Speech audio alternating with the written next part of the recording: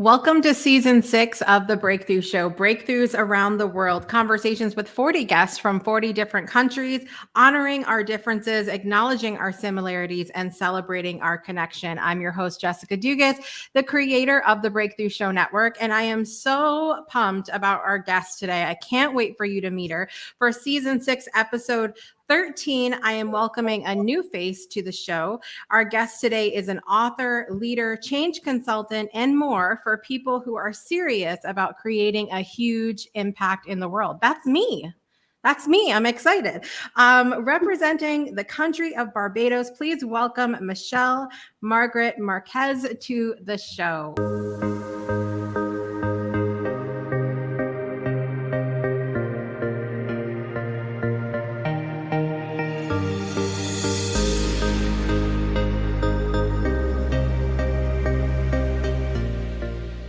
Welcome, Michelle. Hi, Jessica. Thank you so much for having me. So good to have you here. I'm very excited about because you are a fireball, and I'm thrilled about what you're going to bring to the show today. Good. I'm glad you're thrilled about me being a fireball because it can't be anything else. Right? You have to be yourself. You have to be yourself. And that's you pack a punch. And I'm excited to show you everything about as much as we can squeeze into the show today. We're going to everything down to something that's flying on her website. So we're gonna see that in a little while as well. You are representing the country of Barbados today, but that isn't necessarily where you're from. Take us on a journey and tell us about your travels, Michelle. Oh my gosh, Jessica. Right. So my story begins in Glasgow in Scotland. As you can probably tell, I don't have a Barbadian accent. What? Yes, I know, right? So I grew up in Glasgow in Scotland in a council estate. For those of you who don't know what a council estate is, it's kind of tenement buildings, apartment buildings, And I grew up in a large family, 3 siblings in my family, and then I don't know, about 40 something cousins. So Wow. we all lived close to each other, right?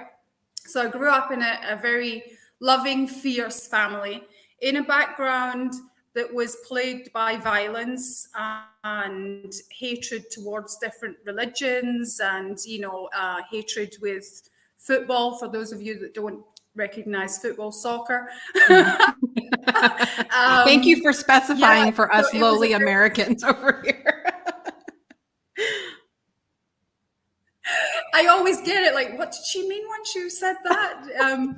When I always say backside instead of butt, right, Jessica? But I grew up in a background that was fairly violent, so I became tough, right? I became this fireball through my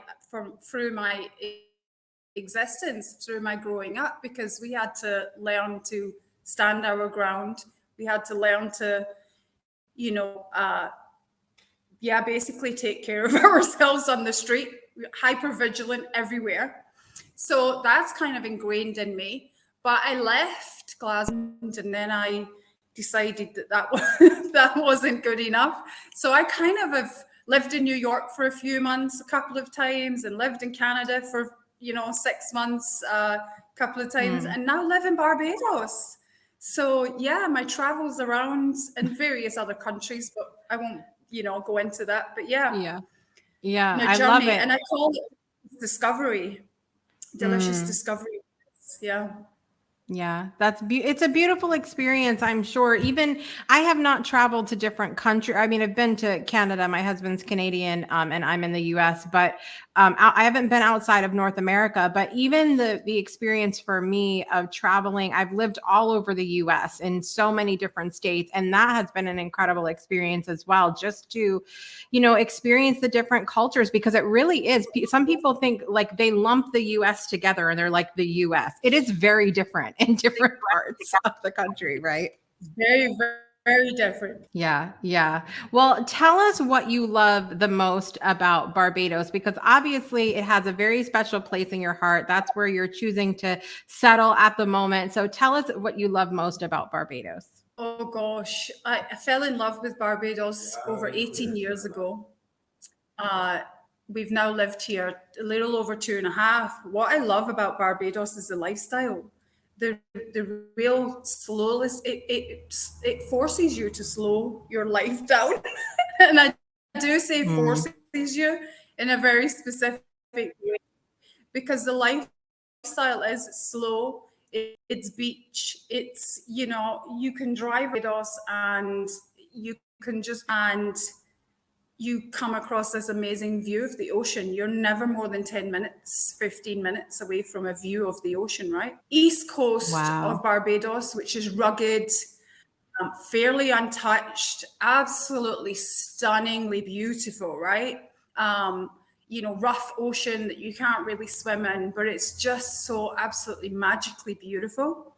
And a lot of that side of the island actually reminds me of Scotland. So, and there's a part of Barbados that's actually called the Scotland District. So I think that's why Barbados captured my heart. It's always felt like a second home. In fact, in some ways feels more like home than actual Scotland does, although I'll get told off for saying that. And then, of course, you've got the complete extreme different lifestyle of the polished West Coast, right? You got the polished West Coast with its fancy shopping mall with Michael Kors and all those fancy stores and bars and restaurants. And the celebrities come there, and you've got your Sandy Lane Hotel and your Fairmount Hotel and all those kind of places that the rich and famous love to frequent.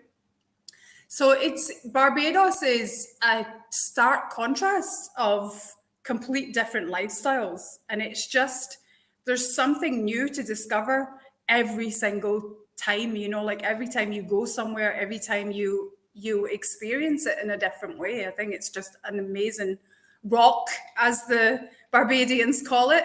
Essentially, it is a large rock. So it's beautiful.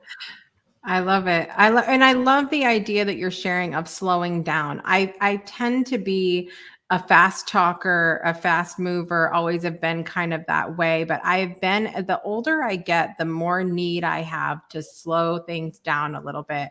And in fact, I was just talking about this on my Project Joy show where it's like just and we've become uncomfortable with that, like with the slowing down, like taking a breath or pausing or stopping to smell the flowers, as they say. Was that a lifestyle that when you moved to Barbados, was that challenging for you to embrace, or were you like ready for it? I think there was definitely a part of me that was ready for it. I moved here with very specific intentions to slow down because having visited here for 18 years, I knew that that was what was going to happen to me.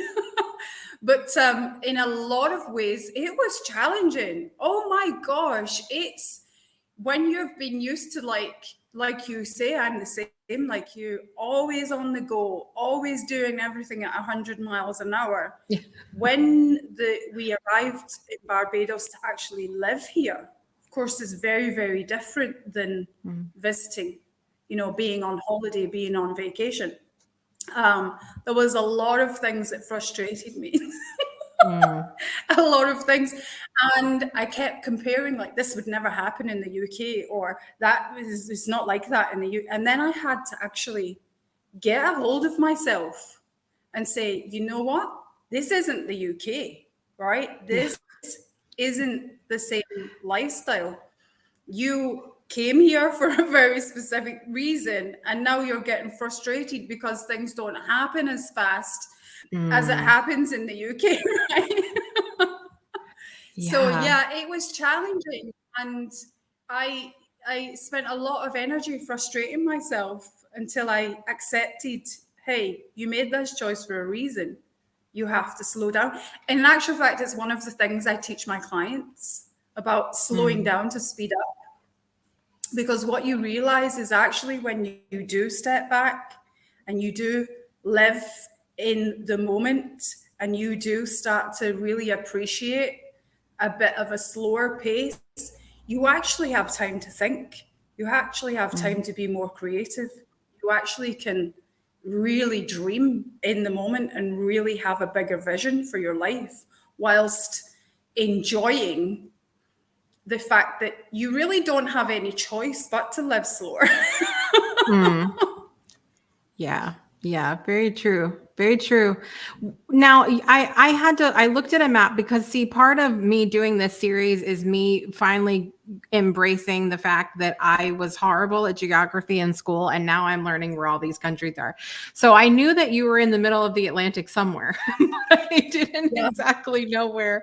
And I had to go look it up and everything. But so it's down, kind of southwest of Puerto Rico and above Venezuela and all of that. So in that area of the world, I know living in the southern United States that we are in this part of the world, it's sometimes bombarded by storm season.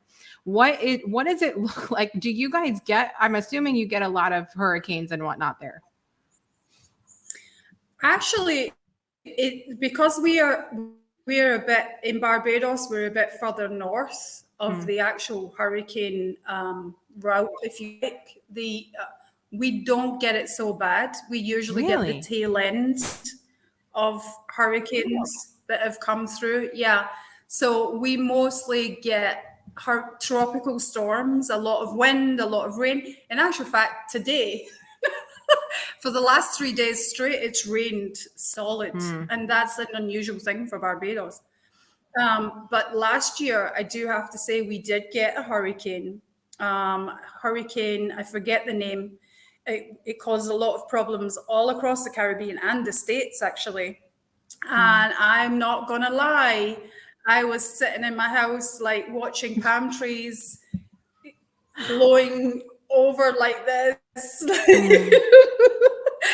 Like watching debris flying around the place. My house, thankfully, was fairly untouched. A mess from leaves and bits of palm trees that had come down and stuff. But a lot of Barbados, the roofs came off houses. Some houses completely collapsed. The power was out for days on end, water, things like that. So it's rare. I think the last one that happened like that in Barbados was about 10 years ago. So yeah, whilst we may get some tropical winds, rain, and trees blowing down from time to time, we don't really get battered by hurricanes, thankfully. Thank you, universe. Yeah. And see, we assume, and this is one of the things that we're trying to get in touch with on this series, is the assumptions that we make about people or countries or locations based on, like, okay, we look at a map and we see, okay, it's in this part of the world, they must insert whatever here. So I was thinking to myself, they must get hurricanes all the time being in that part of the world. So it's good to hear, though, that you're safer than I thought you were. So that's a good thing. Yeah, that's always good to know, Jessica. Yeah, right. The other thing I wanted to ask you, so we have talked to people in some really large countries. So we had a couple of series last month from India, which is obviously a huge country. Barbados, when you go to scroll out on the map, you can't even see it. Like, I can see my state of Alabama. I literally see the red dot, but I cannot see Barbados on the map. It's so tiny. So one of the things that we've talked about with other large countries is a huge diversity when it comes to politics, religion, race, culture, customs, some of these different things, and how many things there are. Do you find in Barbados that is it very culturally diverse, or is it like, is it smaller because it's such a small area? I'm very curious about that. I would say, I mean, Barbados is 166 square miles. If you can just picture that, it is tiny. You can drive around Barbados in one day. I think it's 21 miles long and 24 wide, something like that, right? And you would think for a small rock, if you like, that there isn't a lot of diversity of culture, but there really is actually. There's a Mm. lot of diversity of culture. There's a lot of culture here.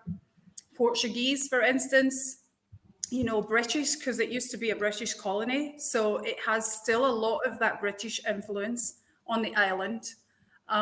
It has a lot of diversity in religion as well. It's highly religious. There's a Mm. lot of churches. It's quite amazing to see how many different churches there are in Barbados. It's unlikely that you will drive for more than 10 minutes, to be fair, 5 minutes even, without seeing at least one church, maybe even Mm. two. And that is something that really surprised me because for a small country with, I think there's just under 300,000 people that live here, Mm. there is a lot of diversity, and there's a large global community here as well, especially during COVID-19. Barbados was Mm. very, very smart and very quick to implement what they call a welcome stamp. So over when, because the whole entire island shut down when COVID hit Mhm. the island in March 2020, the PM, Mia Motley, she decided we're just going to closed everything in the country, closed the Mhm. borders, closed everything, which was awesome. And the country relies very, very heavily on tourism, you Mm. know. So came up with a welcome stamp for people who are working here. And I think that's one of the things that's so amazing with Barbados because they recognized very, very early on that they needed to do something else. And they also recognized that people were working from home, they were working remotely. And if they wanted somewhere rather than their apartment in the US or the UK or wherever, they could come here and work for a year. Mhm. So we have a large community now based in Barbados that are, they call themselves nomads Mm. and entrepreneurial nomads. And it's really quite an interesting time to be here in Barbados because global business is thriving. That's incredible to hear you respond about shutting down that way because it blew my mind how many people were upset about the attempt to shut things down here in the United States. And to me, it made sense. Like, okay, we want to cut off where things are coming from because we don't need any more of it. But so it's nice to see that that's how things were handled there because I wondered with some of the smaller countries how that was handled. And so it's nice to see that that is how it went because I imagine in such a small place it's things might travel even quicker in a small area if it was to have been left open and to like, oh, everybody just let it flood in kind of thing. Yeah, and that's the problem, Jessica, with a small tiny island like this, they don't have the resources to Mm, cope with a large influx of you know, right. a disease like that. So it was very, very crucial for Barbados to act quickly.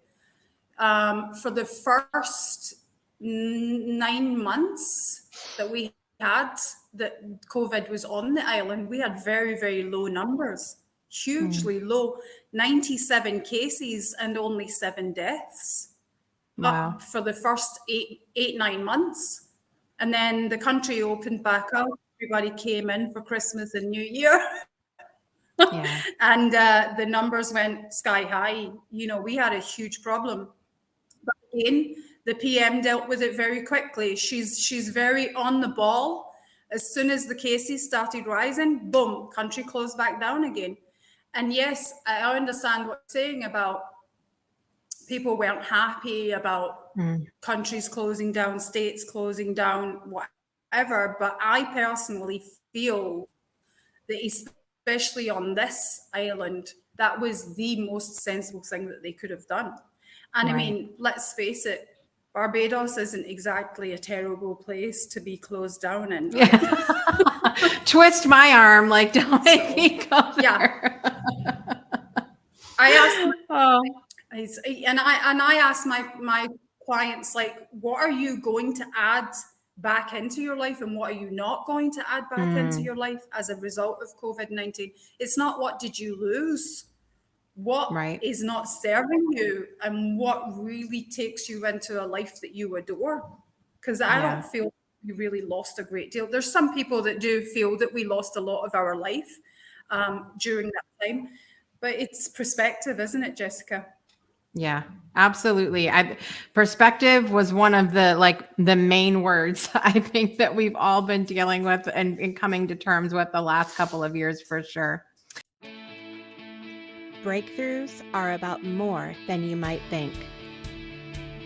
They're about discovering who you are, digging deep, reaching to the core of your soul. They're about healing. Healing yourself, understanding your beliefs, creating a ripple effect. And it's not just those initial moments that matter.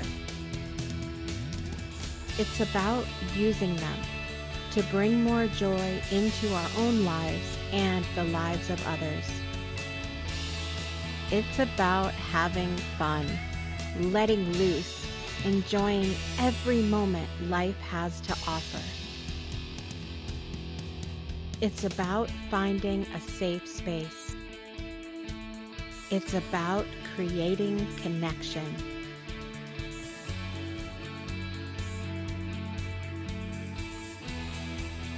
Join us each and every day for exclusive programming, special events, and a community to call home,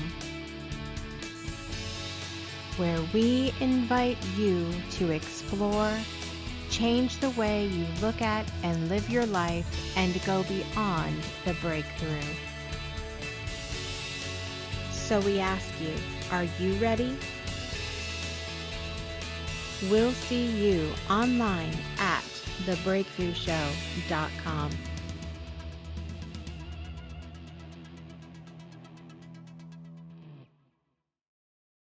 Well, Michelle, I would love to get into a little bit of your story. And I know that when I asked you about what is the biggest breakthrough moment you've ever experienced, you said and I loved this, learning to love my scars.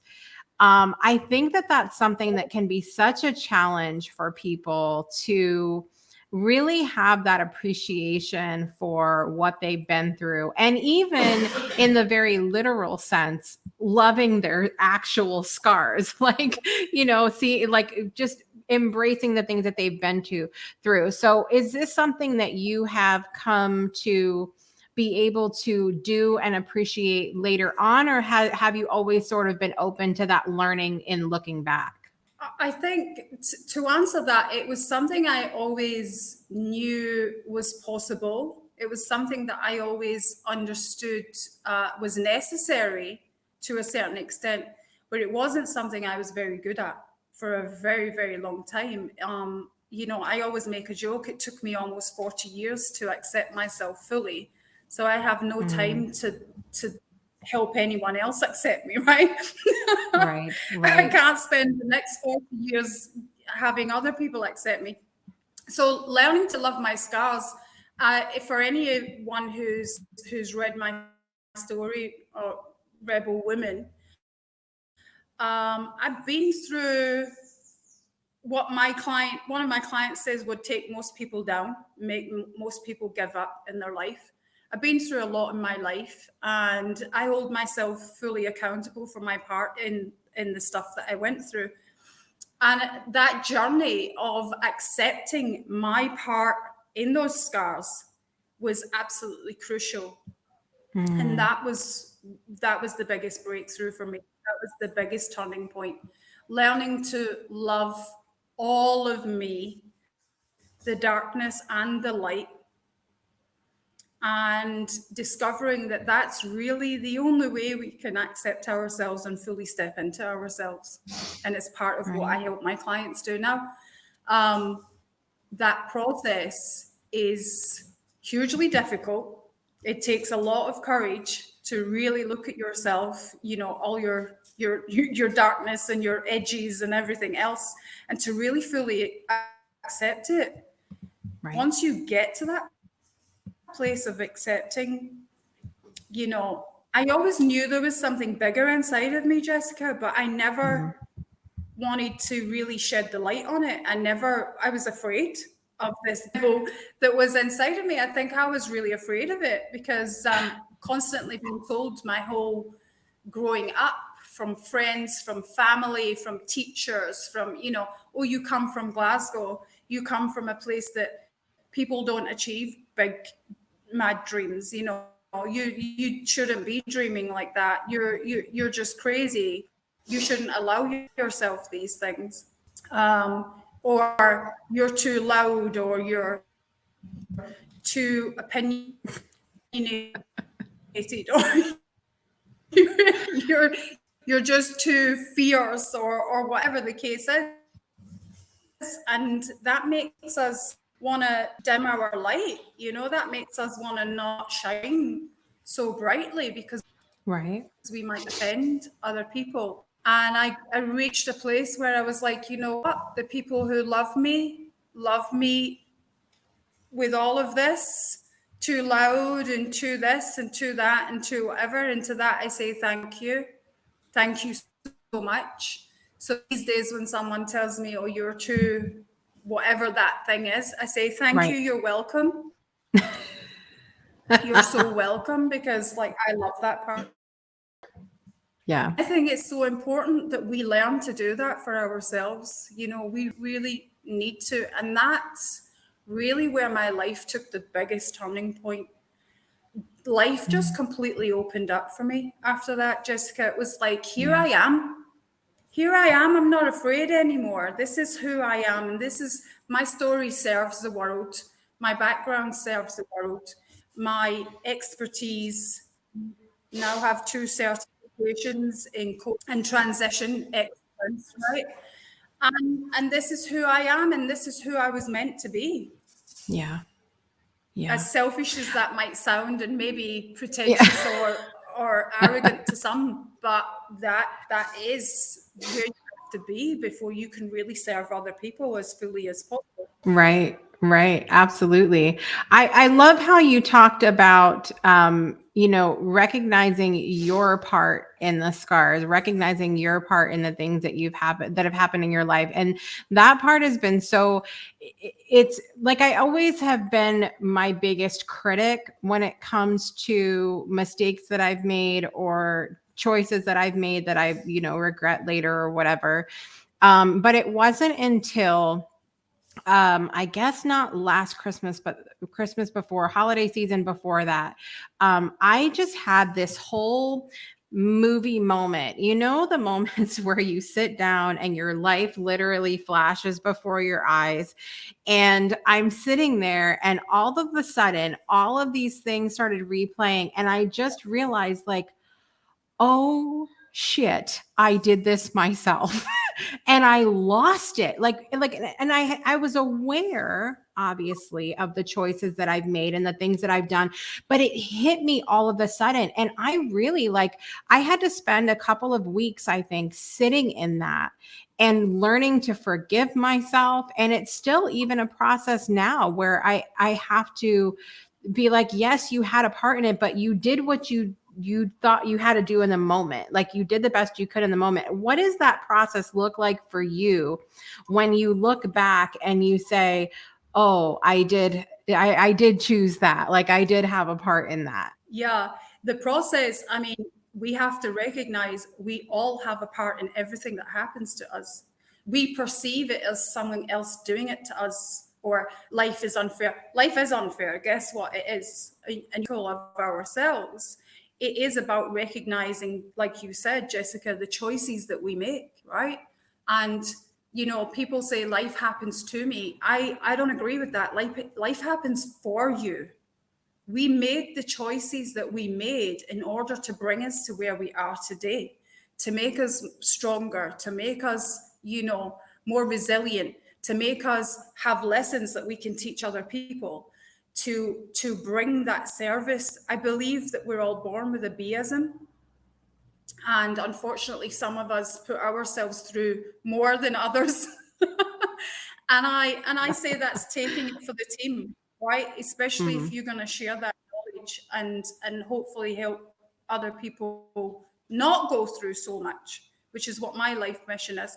But the process, I mean, you're right. 2 weeks of you sitting in that was a relatively short amount of time. So well done, Jessica. Um, but you do have to sit in that uncomfortableness. You have to get uneasy like that. You have to sit with yourself and you have to get to a point where you're ready to re-engage with the world in you, in the you that you are now. It's so sad that so many people don't go through that process. I call it the long dark night of the soul. Mm. Right? That process of recognizing that you are not the person that you want to be, right? And that's really the crux of it. That's the process. Who do I Mhm. actually want to be? And who do I want to spend my time with? Because guess what? You're with you all the time. You Yeah. are you. You're it, you know. And if you look, one of the processes that I did with myself and I do with my clients, we look back across the life story, not for the things that went wrong, not for the things that were perceived as failures. We focus so much on those things, but for the pattern that brought you to who you are today, Mhm. and what can then take you forward. And that's really the process. That's it. Yeah. It's not about beating yourself up. It's not about being a victim. It's not about, oh, I should have, would have, could have. Don't lead a should life. Just recognize the pattern. You made those mistakes once, twice, three times. It was a decision, right? Yeah. And now Yeah. you're ready to really have that movie moment, Jessica, and take those lessons and take all that experience and take all that pain and heart and happiness and joy and use that to write the story moving forward, right? Yeah. Yeah, absolutely. I know that one of the parts, Michelle has, and you've mentioned a little bit about it, it's been about owning your truth. How did you find out what your truth was? Like, how, like, because I'm always fascinated about, I think, I feel almost with mine that I'm sort of, it's a day-to-day thing of asking myself, what is your truth today? Like, what is it that you are passionate about, believe in, all of that? What are you authentic in today? What does that process look like for you? Or what did it look like for you of owning whatever your truth is? Well, it's a bit like I just talked about. It's looking back at that pattern and Mm, seeing where you were responsible. Looking back at the pattern and seeing where your magic lies, where your superpowers lie also, right? mm, But that process is really truly owning your truth. That the past, you can't, it's part of it. But owning your truth is exactly what you talked about. Every single day, who am I going to show up in the world as today? How am I going to present myself today? How am I going to serve the people that I love, my clients, my community, my audience, whatever that might look like for you, your church, whatever it is, right? How am I going to serve today? What is my truth? Where is my mission? Where is my movement? Where is my purpose, my soul? And there's a little process that I do every day. I'll share it very, very quickly. And I mm, have a 10-year-old daughter. I'm a single mum with a 10-year-old daughter, and she does it too. mm, So you're never too young. She's been doing it since she was about 7. So every single day, I ask myself, how do I occur to the world today? As in, how do I want to show up? Am I happy? Am I calm? Am I a leader? Am I serving? Am I, bringing my purpose? Whatever that means. Am I kind? Am I warm? Am I friendly? Whatever that means to you. Then I ask myself, how do the people I'm going to interact with today occur to me? So I'm really setting my intention for the day. This isn't about forcing other people to be the way you want them. This is about you seeing the world and seeing people the way you want them. So I start off with obviously my daughter every time. She's calm, she's happy, she's helpful, she's intelligent, whatever that means, she's doing well in school. That's how I set my intention for my day to interact with my daughter. My clients, they have huge breakthroughs, they have insights that they can implement. They're happy, they're joyful, they're in the moment, they show up, 100% committed, ready to do the hard work. And then I ask myself, how does the world occur to me today? And that's always things like safe, friendly, warm, kind. The world is patient. The world is a happy place. The world is joyful. The world is abundant. Whatever the trees, you're surrounded by abundance all the time, right? And again, it's really that mindset of creating your life every single day, one tiny step at a time. And it's perception. We come back to perception every single time. How do I perceive? Now, that's not to say that I might come face to face with an unkind person during the day. But the fact that I'm choosing to look through the lens of a kindness or happiness or being safe, that's how the world will then appear to me, right? That's how I'm choosing to see it. Yeah. I'm so glad that you added that part in about, just because sometimes people think, oh, if I say an affirmation, if I declare something, that's just it. It's going to be handed to me on a silver platter. And then when it doesn't, they crash. And they're like, oh God, what about, it's this panic moment instead of like you said, I love that perspective of looking at it through a lens rather than, it's not a guarantee that life is perfection. After that, it is just setting that intention and it's your choice at that point, right? Life is never perfect, Jessica. What? And it's, you just,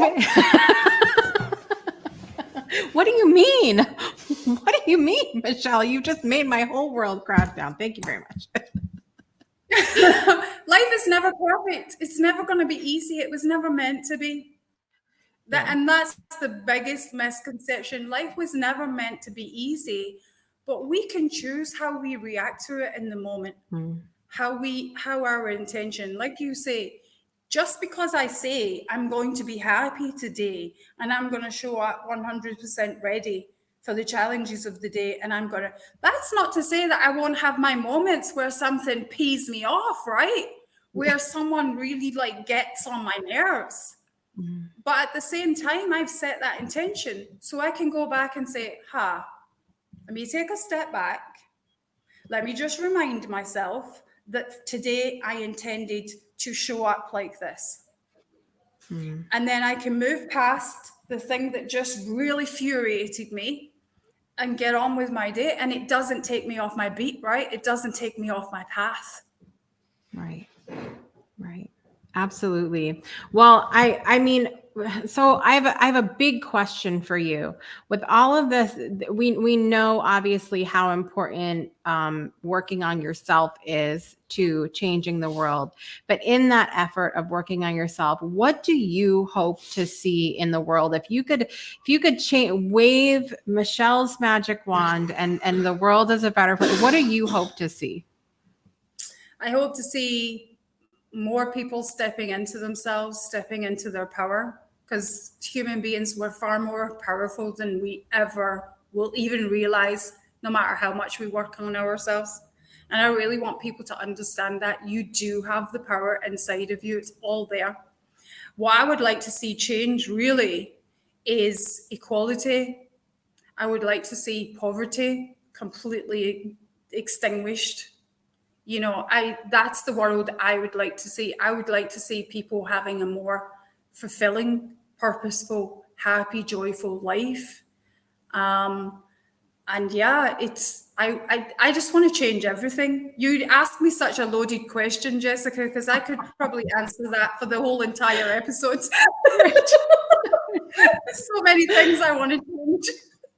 I know. And I think there's that, you and I are similar in that way where we look out and we see the changes that we want to make, but we also see the potential. And I think that helps us move forward. It also adds a level of frustration because when we see something's potential, we're like, why doesn't it change already? Like, why is it not working? I think that's So one of the biggest frustrations, right? You just want to. Sometimes I want to get hold of people and say, "Can't you just wake up to the hugeness that's inside of you, right? Please just wake up to the incredible person that you are, right?" Yeah. And then the realization that everyone's on their own journey and everyone processes things in different when we have to come back to earth at some point, right? Yeah. Oh, it's a whole moment. Imagine a world where every child gets a great education. Educating all children is the only way to end poverty. This is what the Weiss Scholarship Foundation is working to accomplish. Our 6 staff members, our mentors and coordinators, who are on the ground in Kenya, are totally engaged in every aspect of our students' lives, so we can give them every opportunity for success. In just a few short years, we have already awarded 141 scholarships. We send children to high school who would have never gone without our support. And then we help them go on to either university or vocational school.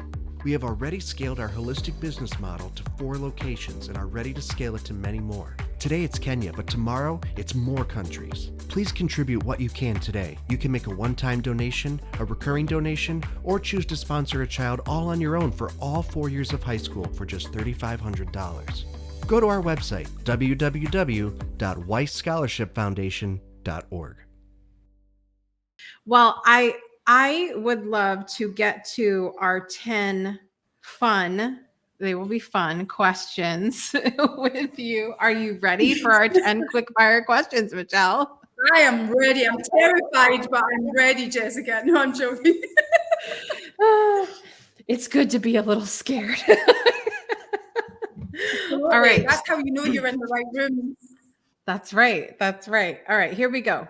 Number 1, what is your morning beverage of choice? Oh, water with lemon. There you go. We drink the same thing. See, it was easy already. Here we go. Number 2, when are you most productive? In the morning. I wake up early. I like to get my stuff out of the way early. Yeah. I have found my twin, ladies and gentlemen. Here we go. All right, number 3, which season is your favorite? Oh gosh, summer has to be summer. Autumn too, but summer. Yeah. Very good. All right, number 4, what is something you're learning right now? Oh gosh, I'm learning a lot of stuff actually. I'm always doing neuroscience. I'm always doing stuff to do with my industry. I'm also learning how to be more productive in PR, getting PR and interviews like this. I'm on Impacting Millions at the moment. Selena Sue, amazing program. I love it. All right. Number 5, what were your best and worst subjects in school? Oh, now you're asking a really good question. My worst subject actually was geography. So you have found your twin. My best subject was probably French. I'm going to say French. I loved French in school. That's awesome. That's a new. We haven't yet on the season heard a language being a best subject. So that's awesome. Number 6, what scares you? Everything. No, I'm joking.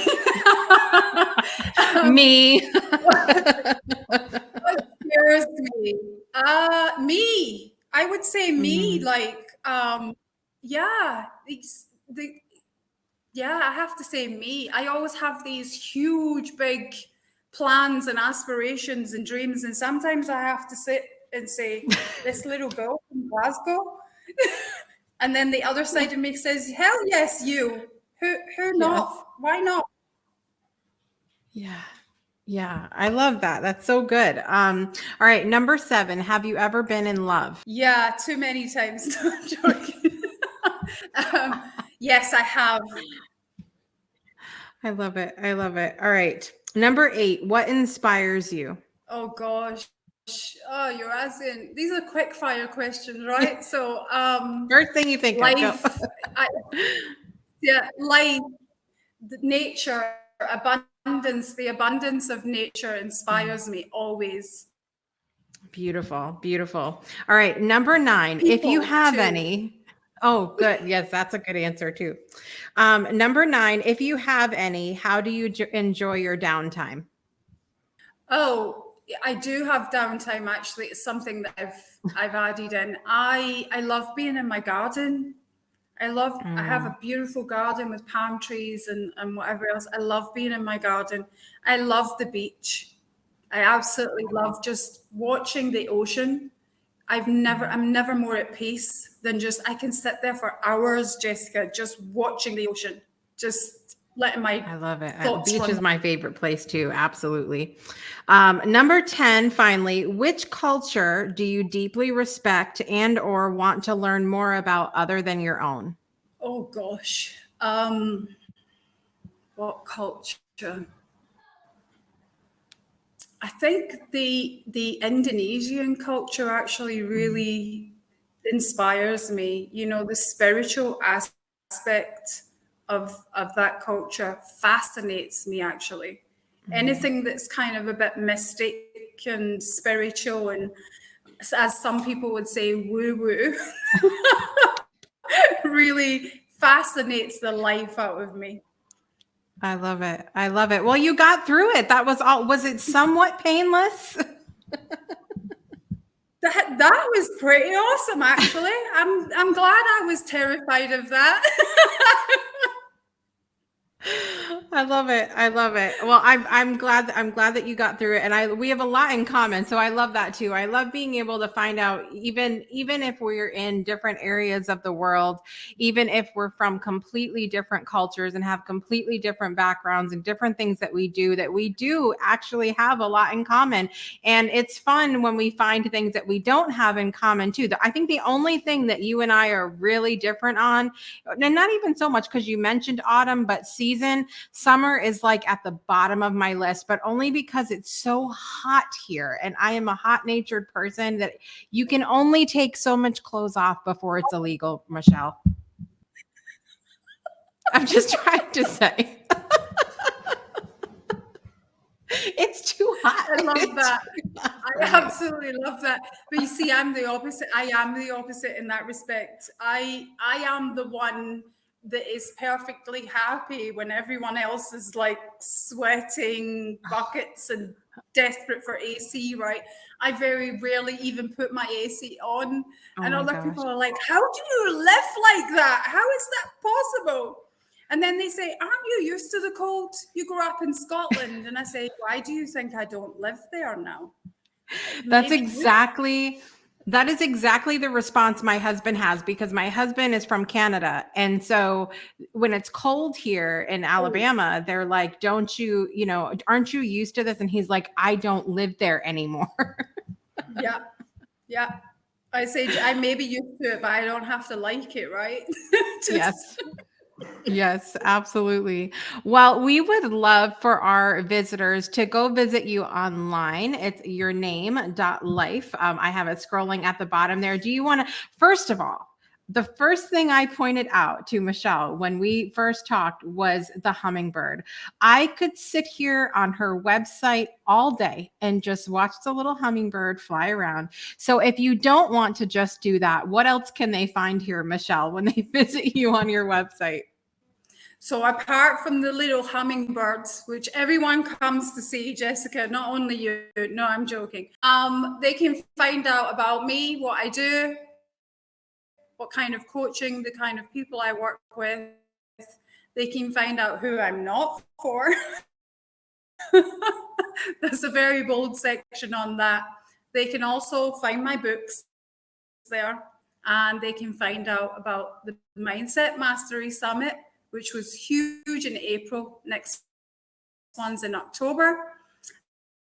And very soon, they'll be able to find out about the new My Mindset channel that is launching on Roku and Amazon Fire, which I'm so excited about.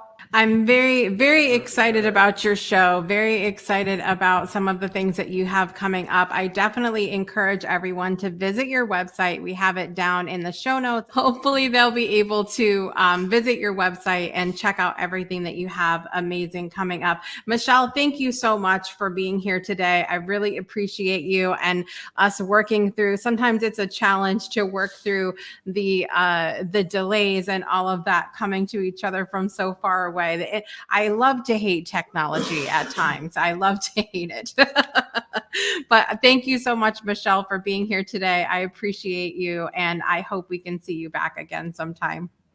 Oh, please invite me back. Thank you so much for having me, Jessica. It's been an absolute pleasure. Absolutely, Michelle. Thank you so much for being here. Thank all of you for watching or listening wherever you are in the world today. I want to remind you of a couple different things. So you can join our text community by texting the word breakthrough to 256-685-7092 if you're in the US, Canada, and Puerto Rico. If you are not in those areas or you would not like to receive text messages, you can join our community by heading over to bit.ly/Discord breakthrough. bit.ly/Discord breakthrough. Thank you so much to Michelle for being here. Thank you to all of you wherever you're tuning in from in the world. I'm your host, Jessica Dugas, and I want to remind you to make every day a great day for a breakthrough. And we'll see you next time.